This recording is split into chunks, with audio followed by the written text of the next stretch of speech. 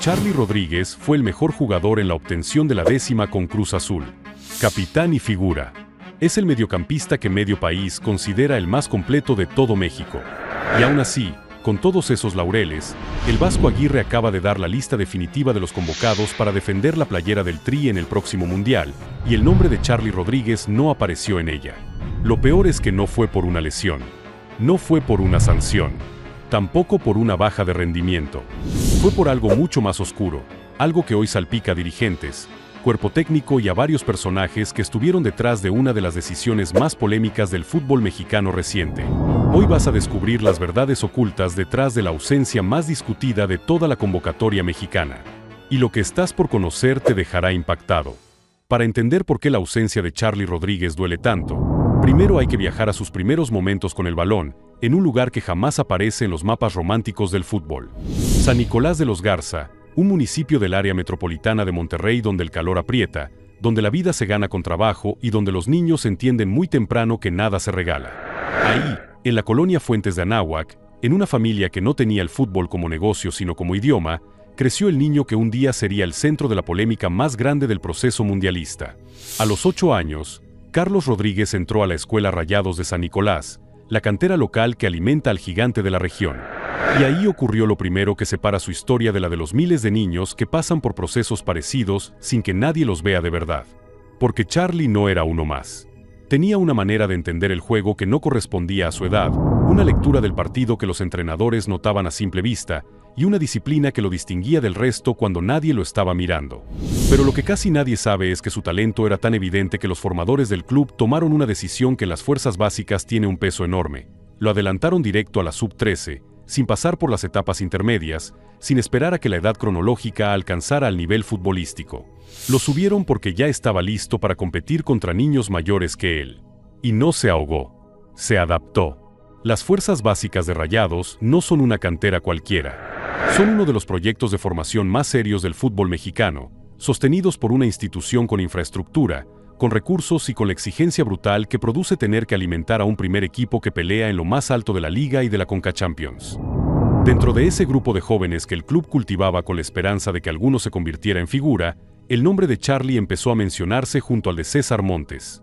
Dos perfiles distintos, dos jugadores diferentes, pero los dos con el mismo sello. El de los que no llegaron por accidente sino porque hicieron exactamente lo que tenían que hacer durante el tiempo exacto que tardó en llegar la oportunidad. Los títulos en fuerzas básicas llegaron, y la ilusión que generaron esos equipos dentro del club fue real. Los que veían esos entrenamientos sabían que ahí había algo distinto. De San Nicolás al camino hacia el Tri. La decisión de mandar a Carlos Rodríguez al Toledo, en España, generó en su momento más preguntas que respuestas.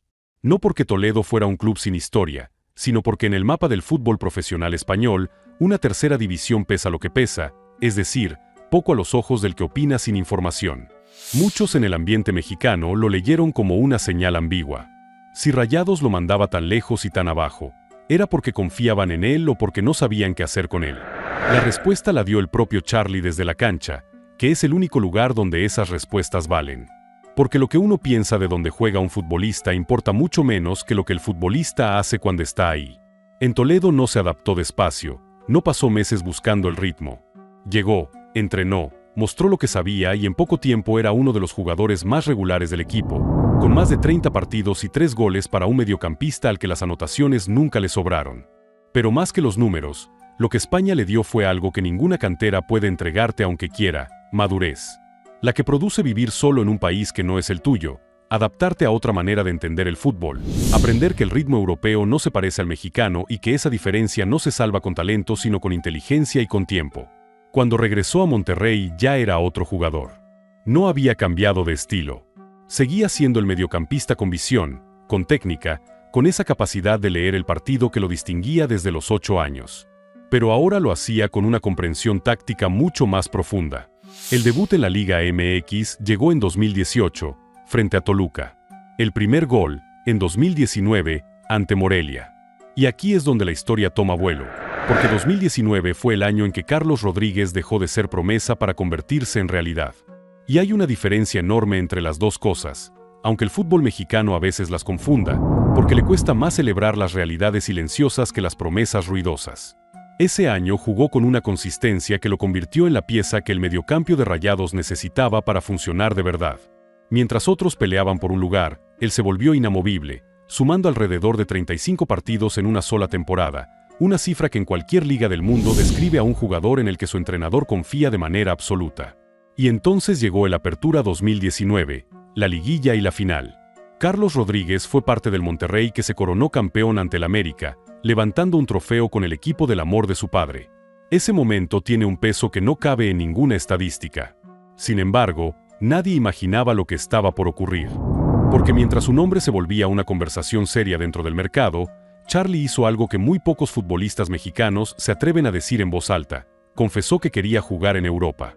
No lo soltó una vez para retractarse cuando la prensa lo amplificó. Lo sostuvo. Y el interés europeo era real, con contactos, con reportes de observadores, con conversaciones que avanzaron más de lo que la afición sospechaba. El problema tenía un número concreto: $15 millones.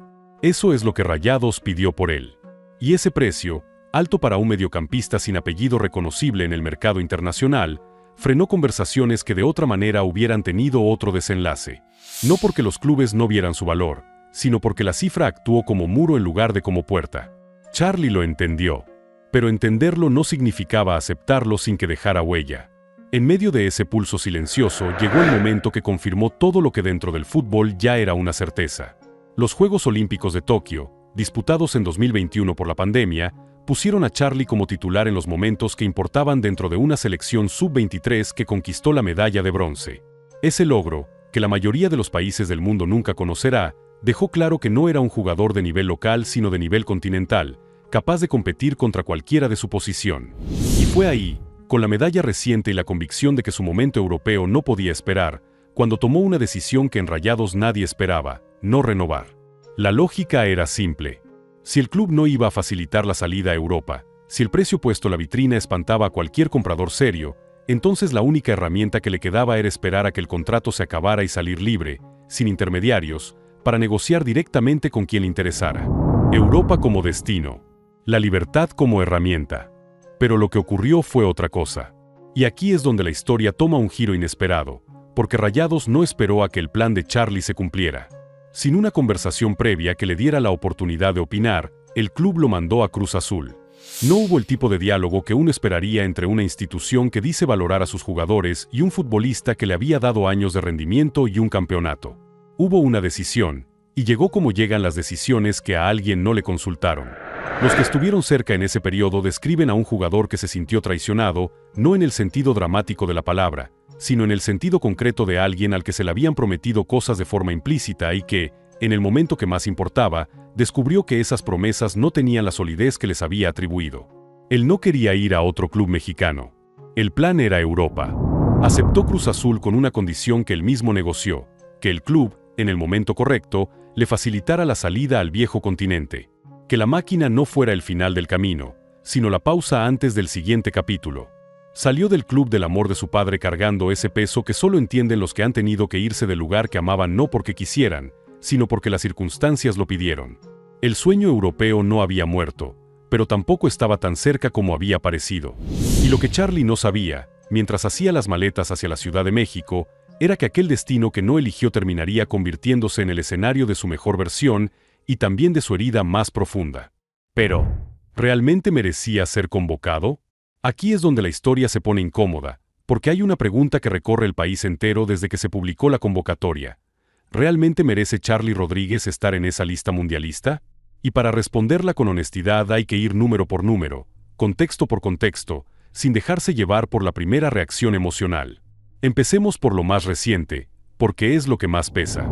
Los primeros meses en Cruz Azul fueron lo que suelen ser los de un jugador que llega con la cabeza en otro lado, en un club donde los técnicos entraban y salían con una frecuencia que ningún proyecto serio puede sostener. Irregularidad que no era personal sino del entorno. Y aún así, incluso en ese caos, Charly mantuvo lo que de verdad define a un profesional: el nivel constante, la capacidad de rendir sin importar lo que pasara alrededor. Eso es lo que los entrenadores de aquel periodo destacaban de él. No los goles, sino la constancia. El capítulo que lo cambió todo empezó cuando Martín Anselmi miró ese mediocampo y vio en él algo más que a un buen jugador. Vio una mentalidad europea, la inteligencia táctica para ser el motor de un equipo que necesitaba jugar con protagonismo. Lo puso en el centro de todo. Y cuando después llegó Nicolás Larcamón, esa idea no solo se mantuvo, se profundizó. El balón sale desde atrás y encuentra a Charly como si tuviera nombre propio. El equipo respira a través de él. Así se entiende lo que representa el Clausura 2026, la mejor temporada de su carrera. Y esto no es opinión, es lo que dicen los datos. Mientras muchos mediocampistas mexicanos pasan inadvertidos, Charly disputa alrededor de 51 partidos entre Liga y CONCACHAMPIONS, firma 8 goles y reparte 6 asistencias, números que para un mediocampista de control describen a un futbolista en la cúspide. Pero los goles y las asistencias son apenas la parte visible. Lo que no aparece en la hoja son los balones recuperados, las coberturas, los desplazamientos que abren espacios y la cantidad de veces que el partido pasa por sus pies en el instante exacto en que el equipo necesita que alguien decida bien. Su versatilidad es otro de sus grandes argumentos. Puede jugar de pivote, de mediocentro o más adelantado como creativo, resolviendo desde 3 posiciones distintas sin perder rendimiento. Cruz Azul no solo llega lejos, se corona campeón del Clausura 2026, sumando la 10ª estrella a su escudo, con Charly como capitán y como la figura que la opinión pública elige como el mejor jugador de toda la liguilla.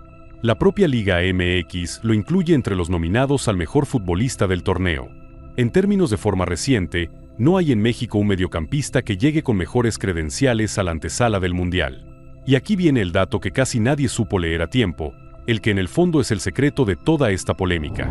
Cuando los escépticos se sientan a revisar sus números con calma, descubren algo desconcertante.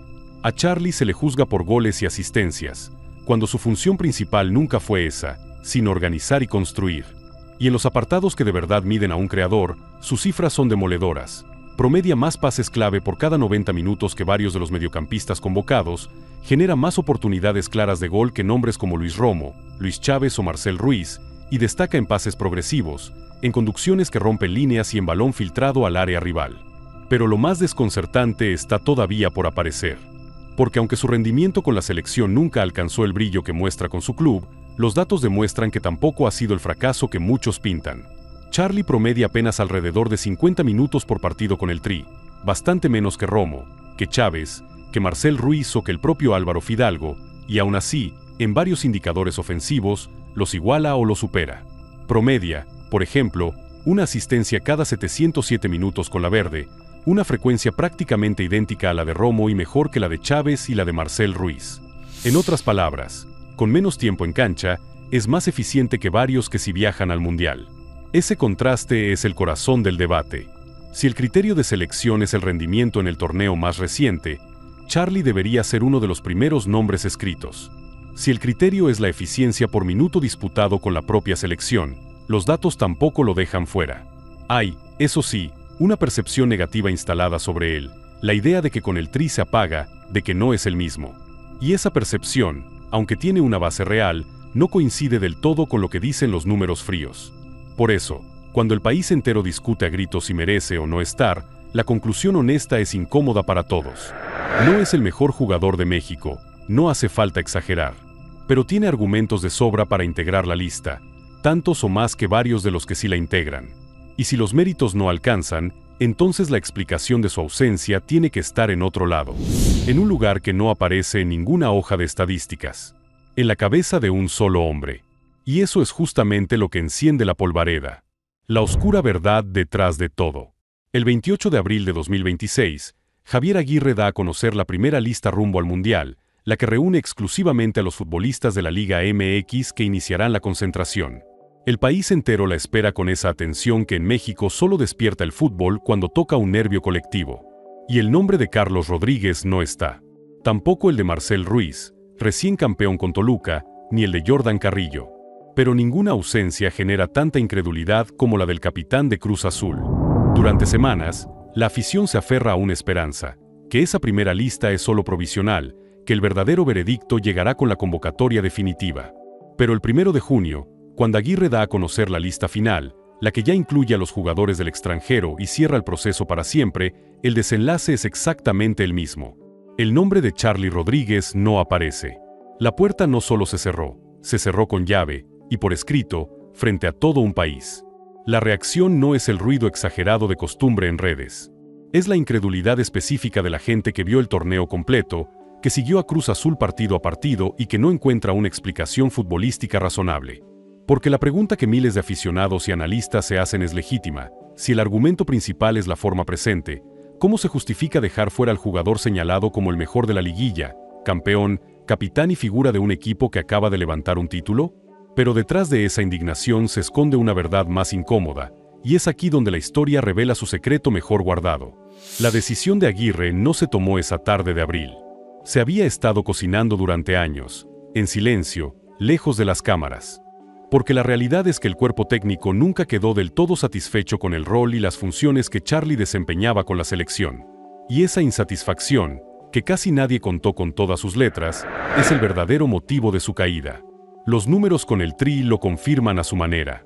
Charly debutó con México en 2019 bajo Gerardo Martino, viajó al Mundial de Qatar 2022 como parte de aquella lista y acumula cerca de 70 partidos con la camiseta nacional. En el tercer proceso de Aguirre fue, de hecho, uno de los jugadores más llamados. Estuvo en la convocatoria para 23 de los 26 partidos que el vasco dirigió en ese tramo. El problema no es que no lo llamaran. El problema es lo que pasa cuando llega. Tuvo actividad en 15 de esos duelos. Su última aparición fueron 45 minutos ante Portugal, y en los dos títulos que México conquistó en ese periodo, la Liga de Naciones y la Copa Oro, no disputó un solo minuto de ninguna de las dos finales. Ahí está la grieta. Para Aguirre, el Charly de Cruz Azul y el Charly de la selección son dos jugadores distintos, y nunca terminó de ver en la verde la versión dominante que brilla con su club. Diversos analistas lo dicen sin rodeos. No logra replicar con el Tri el nivel que muestra en la Liga MX. Y cuando un entrenador carga esa duda durante años, ninguna liguilla brillante, por espectacular que sea, alcanza para borrarla del todo en unas cuantas semanas. Pero esa no es la única fuerza que juega en su contra.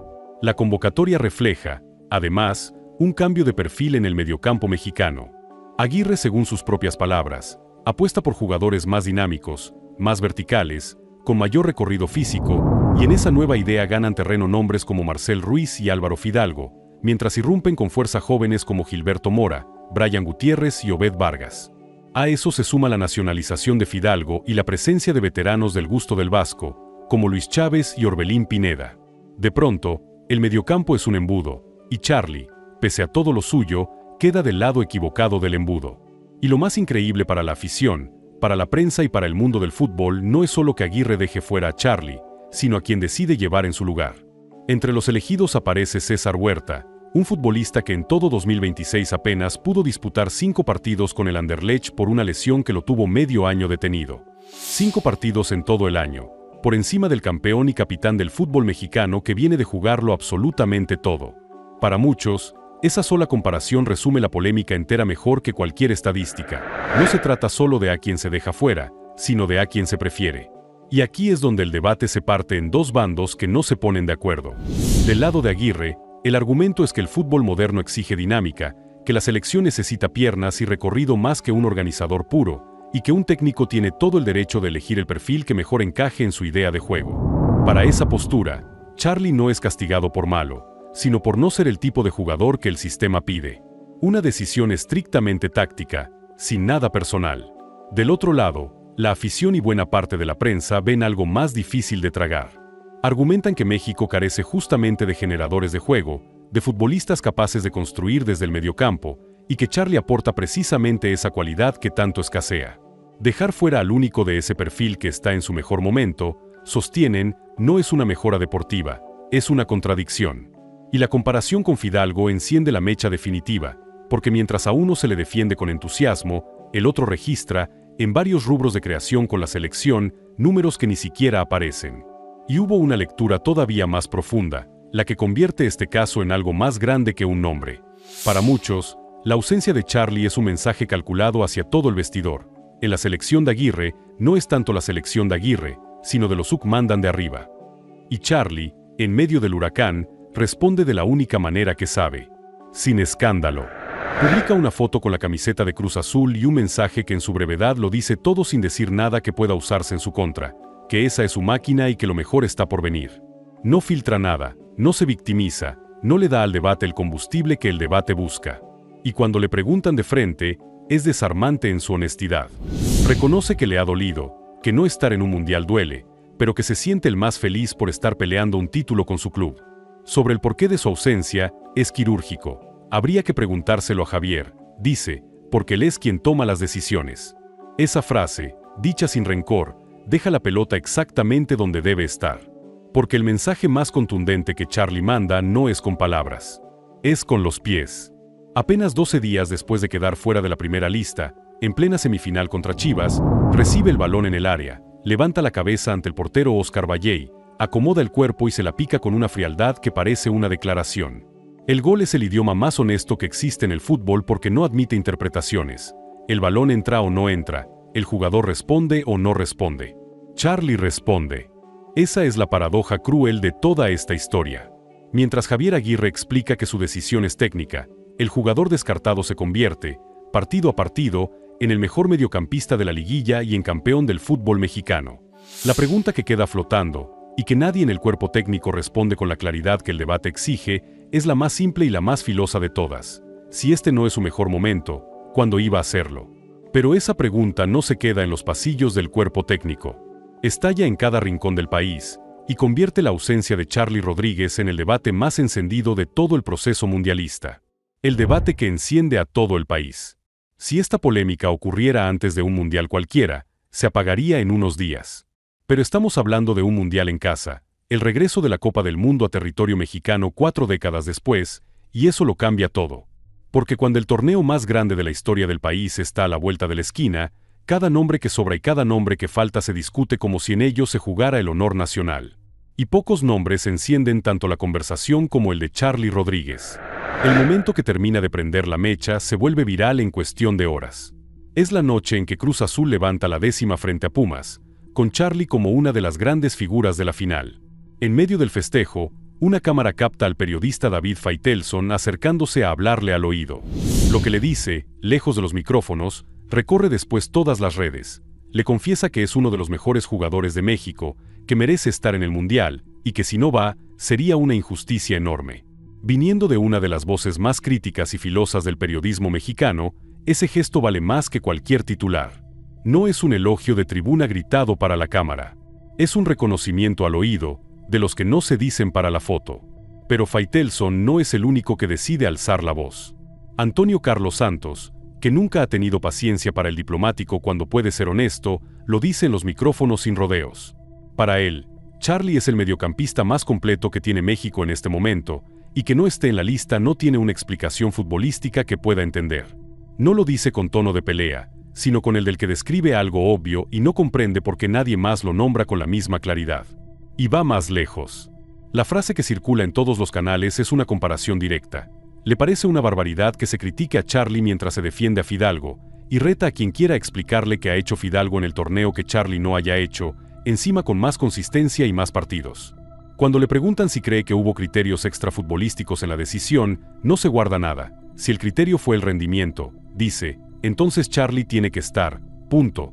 Y si no está con ese argumento, entonces el criterio fue otro, y eso es justo lo que alguien tiene que explicar.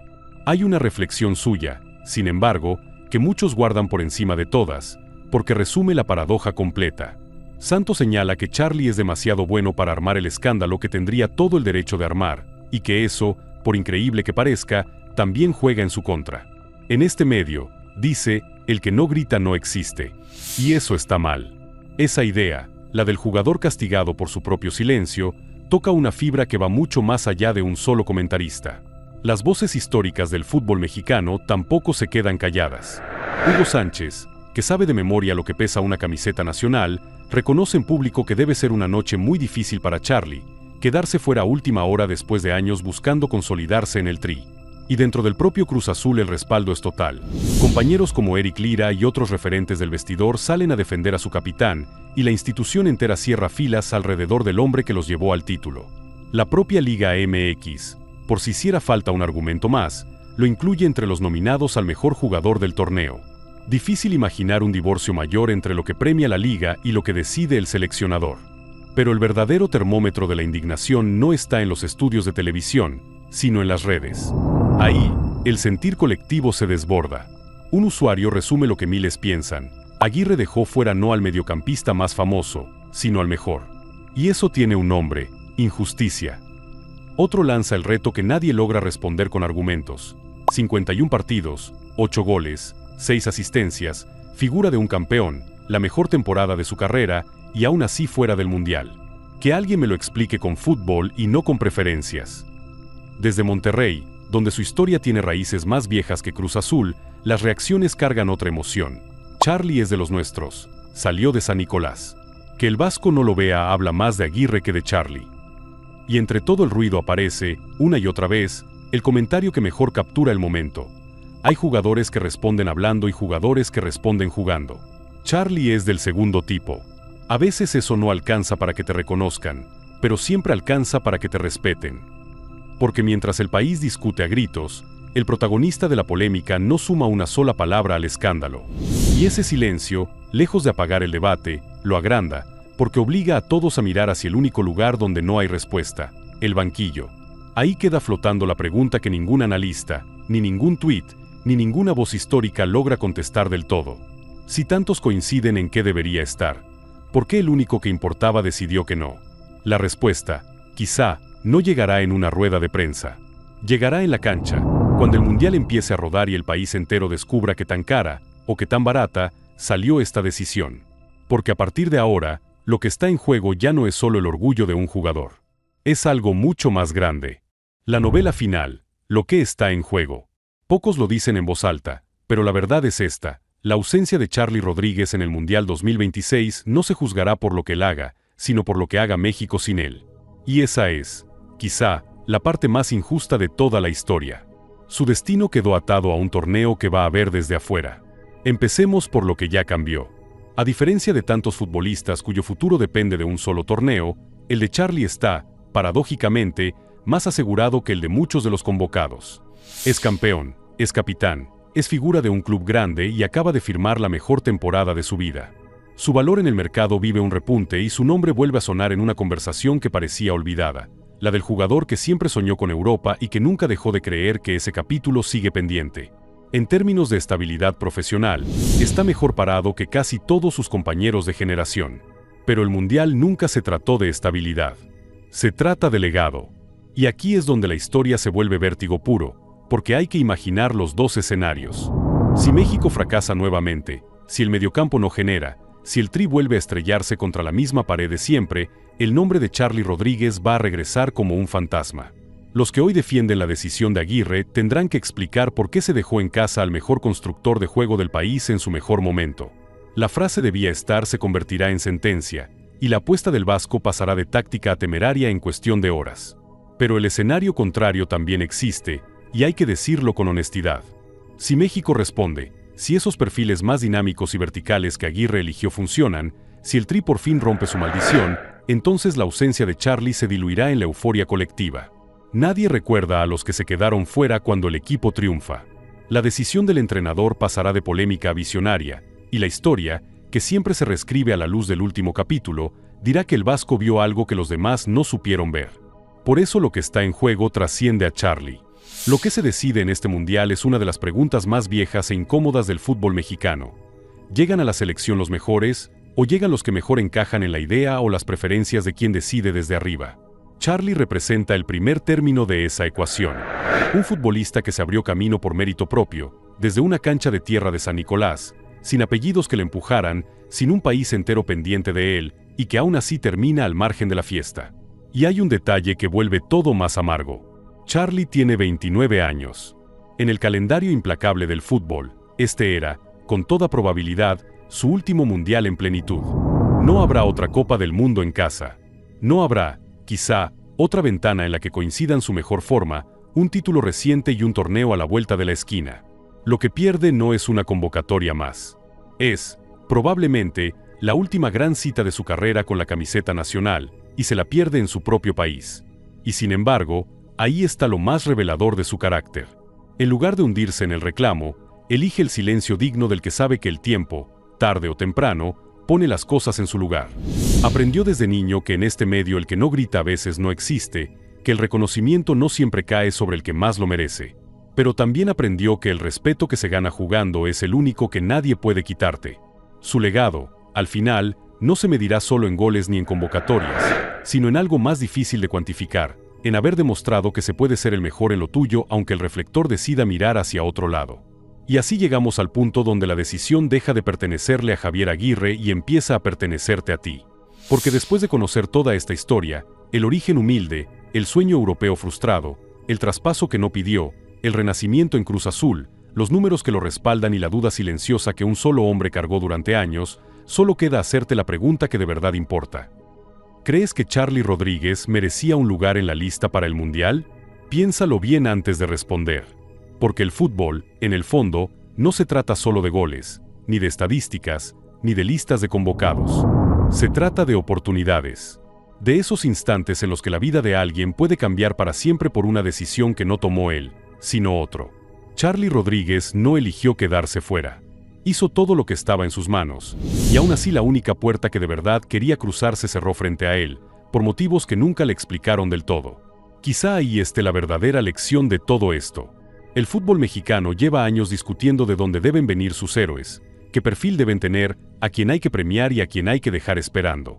Pero rara vez se detiene a pensar en lo que de verdad mueve a estos jugadores. El peso de un sueño, la frustración de hacer todo bien y no ser suficiente, la dignidad de seguir trabajando cuando el reconocimiento no llega. Detrás de cada convocatoria, y detrás de cada ausencia polémica, hay un ser humano cargando algo que casi nadie alcanza a imaginar. Podemos decir que la vida de un futbolista de élite está llena de triunfos, pero también de caídas.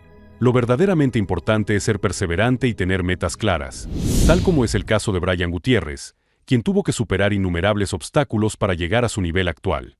Si te interesa conocer esa historia inspiradora, te la dejo por aquí, no te la puedes perder, en la cual repasamos tanto su carrera futbolística como su vida privada muy entretenida.